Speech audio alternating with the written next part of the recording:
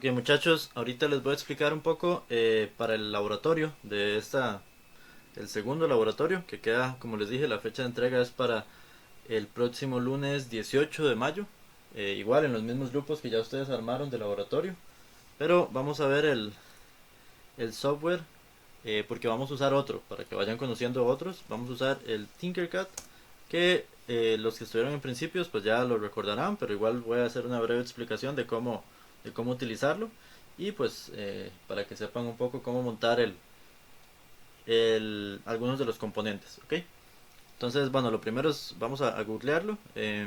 Aquí ponemos Tinkercad y es esta primer resultado. Tinkercad es un software de simulación igual en línea eh, que es de la empresa de Autodesk. Aquí voy a eliminar esto. Es de la empresa de Autodesk. Eso quiere decir que con la cuenta de Autodesk que ustedes ya tengan, posiblemente si descargaron Inventor en algún momento, o el mismo AutoCAD, o algún otro software de la familia Autodesk, Fusion 360, cualquier otro, ya tienen una cuenta. Nada más tienen que recordar cuál era esa cuenta. Eh, Vamos a ver, yo voy a loguearme usando mi correo.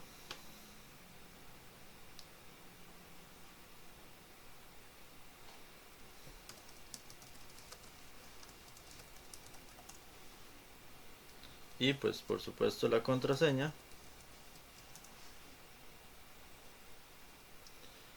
Y una vez que se loguean, aquí nada más van a tener sus datos. ¿Sí? Van a tener el dashboard donde van a tener sus proyectos y sus correspondientes trabajos. Ahora bien, Tinkercad realmente es un software que está pensado originalmente, estuvo pensado para trabajo de diseño 3D. Es decir, aquí yo podía hacer prototipos de piezas y, por ejemplo, podía hacer a partir de operaciones básicas, es decir, juntar objetos, pues diseñar ya lo que es diseños y piezas en 3D e inclusive mandarlos a imprimir, por ejemplo. Y entonces aquí yo le doy los valores, configuro las piezas y ya después puedo generarlo y exportarlo como un archivo STL, por ejemplo, para hacer una impresión 3D o mandarlo directo a la impresora si es que yo ya tengo alguna impresora pues de alguna de estas marcas, por ejemplo. Eh, entonces, si alguno tiene ese interés, puede atravesarlo para usarlo. Eh, Ahora bien, a nosotros en electrónica, pues no nos interesa la parte de este diseño 3D todavía, o al menos no para los laboratorios, claro. Pueden usarlo y travesearlo, es muy básico, pero funciona. Pero nos interesa la parte de circuitos, entonces acá, si ven en el panel izquierdo, aparece aquí la parte de circuitos. Yo, pues como ya he hecho varios de estos, pues tengo algunos acá, pero a ustedes les debería parecer vacío. Y le vamos a dar en crear un nuevo circuito.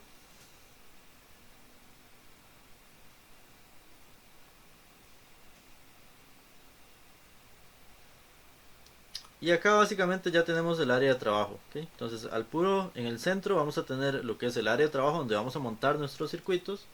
Y vamos a tener a la derecha el panel justamente con los componentes. Ahora bien, acá como ya pueden ver, los componentes están con una vista tal cual los veríamos en la realidad. Es decir, tal cual si yo tuviera el componente físico, pues así se vería. Tenemos algunos aquí, pero estamos si ven este drop down, vamos a tener lo que es la parte de componentes, la básica. Vamos a darle en la parte donde aparecen todos. Y ahí vamos a tener absolutamente todos los componentes. Vamos a decir que aquí tengo la parte general donde tengo resistencias, capacitores. Vean que este en color azul es el capacitor eh, cerámico, el capacitor para corriente alterna principalmente. Este es el capacitor polarizado, que es el que usamos para corriente directa. Tenemos un diodo Zener, un diodo tradicional y tenemos bobinas. Bajando tenemos la parte de entrada, la sección de entrada, es decir, potenciómetros, botones de presionar, botones de correr la perilla, moverla hacia un lado. Luego tenemos fotoresistencias, como las que se usan en los alumbrados eléctricos, fotodiodos, que básicamente es la misma idea, pero con un diodo. Sensores de infrarrojos, sensores de distancia, el PR, este más bien que es el sensor de movimiento, sensor tilt que básicamente detecta pues una inclinación, el sensor tilt pero de 4 pines y así sucesivamente. Esto también hasta les puede servir para los proyectos. Tenemos keypad, sensores de temperatura y demás. También tenemos la sección de salida donde tenemos un LED que aquí se ve rojo, pero ustedes pueden cambiarle el color. Tenemos LED RGB que básicamente pues depende el voltaje en cada una de las patillas. Así es el color rojo o verde que tenga, ¿okay? Dependiendo de todos los colores según como el valor de voltaje de cada una de las patillas. Tenemos un bombillo tradicional, bombillos más tipo anillos de LEDs y así sucesivamente. Tenemos motores de diferentes tipos, incluso tenemos servomotores. Tenemos un motor de corriente directa con ya una reducción acá, que es el motor de hobbitista. Un control remoto para el sensor de infrarrojo y etcétera. Tenemos la alimentación, que aquí básicamente aparecen baterías de diferentes tipos. La batería típica del reloj, la batería de 9 voltios y otra de 1.5. Tenemos protoboards, que es donde vamos a montar nuestros circuitos. Tenemos los microcontroladores, que bueno, el Arduino, que es el tradicional, y el AtiTiny, que es básicamente uno muy similar al Arduino, pero más compacto. Tenemos los instrumentos, donde vamos a tener la fuente de poder, la que usaríamos físicamente en un laboratorio, que esa es la que vamos a usar típicamente, el multímetro, que aquí se puede configurar, osciloscopio y el generador de funciones, que es para las señales alternas.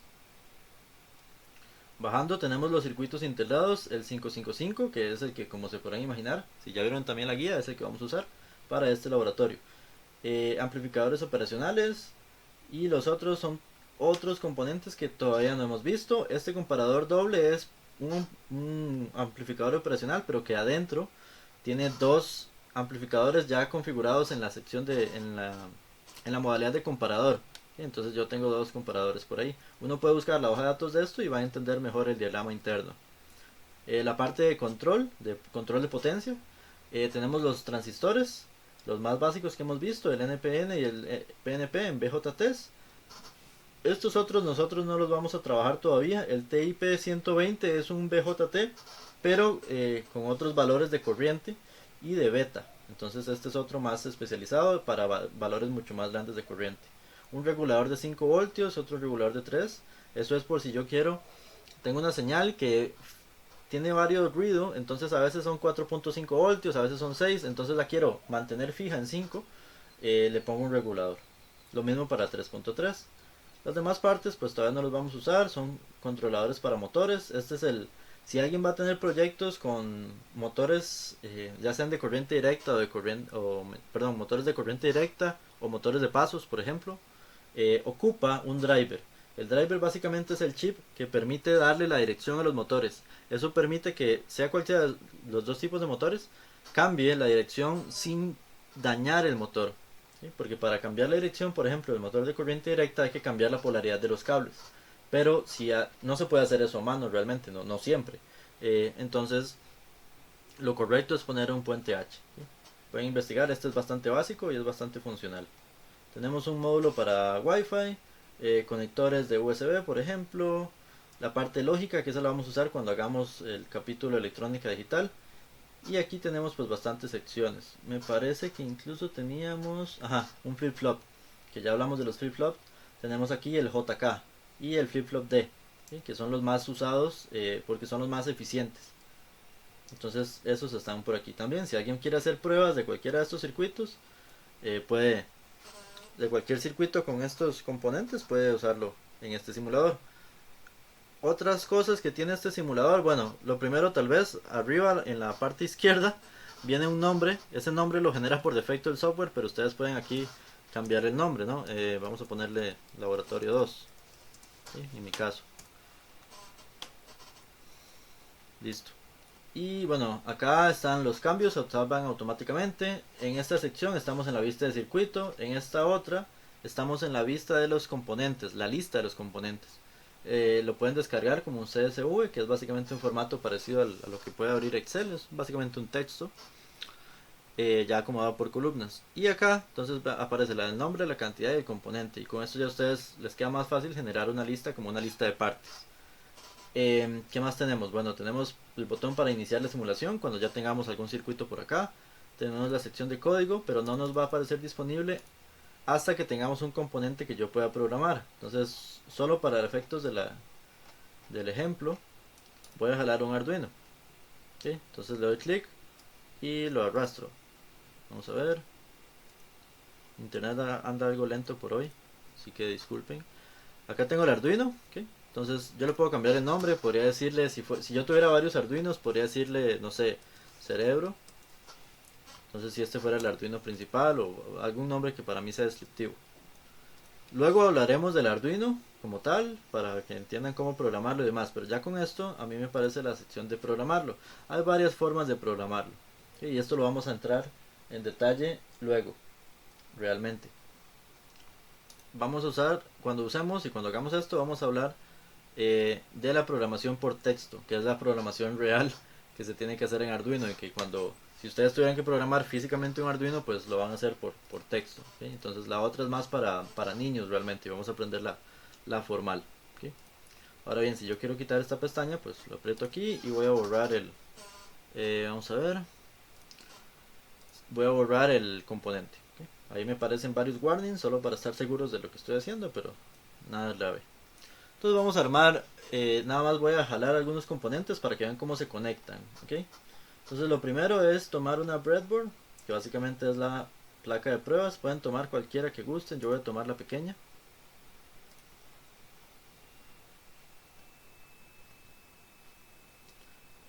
Acá le quiero dar vuelta, entonces la puedo rotar con este botón para que quede completamente en vertical. Un detalle importante, y voy a conectar un 555, es que el 55, tanto física como virtualmente, en las protos, y por eso quise usar Tinkercad, porque en el otro software ustedes solo montan el 5.5 y no tienen que preocuparse por esto, pero en las protos todos los circuitos integrados, sea el amplificador operacional, el 5.5, cualquiera, ven que todos tienen básicamente la misma idea, un rectángulo con patillas a los lados. Todos en las protos se montan de esta manera, le damos vuelta y se montan así, ¿okay? Ven, van justo en el centro, de hecho para eso es el canal del centro de la proto. Esa es la idea, esa es la función. Entonces ya si yo puedo conectar cosas a este lado, a la izquierda, y cosas a la derecha, y no voy a tener cortos, porque si lo hago así, pues primero pierdo mucho campo, y segundo, realmente yo no sé si pertenece a la patilla 1 o a la patilla 8. Entonces no tendría sentido realmente. Y aquí le voy a hacer un pequeño zoom.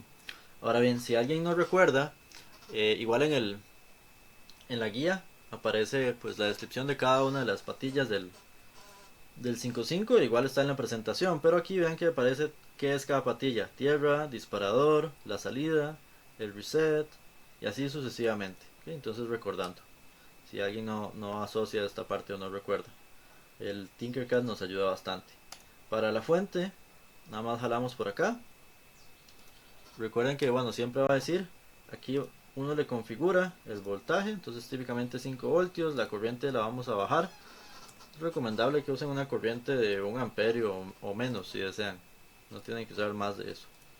En voltaje me parece que en ninguno tienen que usar más de 5 voltios, solo la batería, pero para eso también pueden usar o la batería como tal o pueden poner aquí pues los 9 voltios. Entonces ya ustedes deciden esa parte. Una vez que tienen esto, pues se conecta desde acá. Para conectar simplemente yo le doy clic y ya esto me genera el primer cable. Recordando cómo se conecta en la proto, yo tomo de acá, puedo darle un clic en medio y eso me corta o me dobla el cable. Ya con eso puedo conectar acá. Personalmente, y es lo que siempre les digo, es recomendable al menos en la fuente, en la parte de energía, cambiarle los colores. Entonces aquí vamos a poner el rojo y aquí en la terminal negativa vamos a tener el negro. ¿Okay? Ahora bien, en las protoboards es recomendable usar estos dos canales de los lados. Si vean que cuando yo trato de pinchar aquí uno de estos agujeros, que son los pines donde conecto cosas en la proto, me aparecen todos interconectados, todos como redondeados en verde y conectados entre sí. Eso es porque todos son un mismo nodo. Si hago eso acá, me hace lo mismo pero horizontalmente. Eso es porque toda la fila es un mismo nodo. Por eso entonces si yo tengo F1 y H1 es exactamente el mismo punto. Van a tener el mismo valor potencial y van a llegar las mismas corrientes a esos nodos. Que es un nodo al final de cuentas. Ya de 1 a 2 estamos hablando de nodos diferentes. Por eso en las protos se conecta de esta manera horizontal, ¿sí? Teniendo las letras pues de manera legible, ¿no? Acostadas. Ok. El multímetro, nada más para igual aclarar un poco, lo conecto por acá y aquí yo le digo que quiero medir: voltaje, amperaje o el valor de resistencia. Eso es para ver básicamente la corriente. Perdón, el valor de resistencia es para confirmar un valor de resistencia justamente, y me sirve también si quisiera medir continuidad. Luego, si ocupáramos una fuente alterna, está el generador de funciones. Voy a ponerlo por acá nada más.